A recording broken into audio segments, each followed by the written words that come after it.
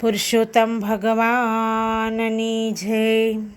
આજે પુરુષોત્તમ મહાત્મ્યનો 29મો અધ્યાય આપણે સાંભળશું. મધ્યાહન પછીનું વ્રત કાર્ય.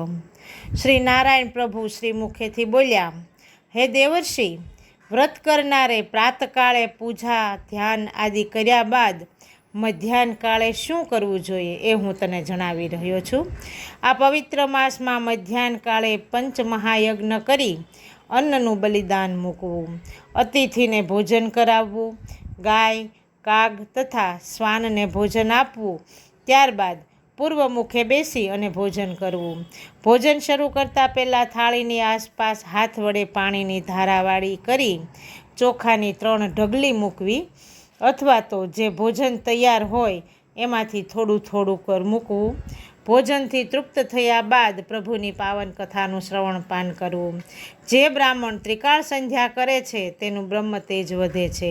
જે ગાયત્રી મંત્રના જાપ કરે છે એનું 3 લોકમાં પૂજન થાય છે. 10 દિશાના 10 દિક્પાળને પ્રણામ કરવા. શયન કરતી વખતે સસરાનું ઘર હોય તો દક્ષિણ તરફ, મુસાફરીમાં પશ્ચિમ તરફ અને પોતાનું જ ઘર હોય તો પૂર્વ તરફ ઓશિકું રાખવું. ઉત્તર તરફ કદી મસ્તક ન રાખવું. ગૃહસ્થાશ્રમીએ ધર્મનું ચુસ્તપણે પાલન કરવું.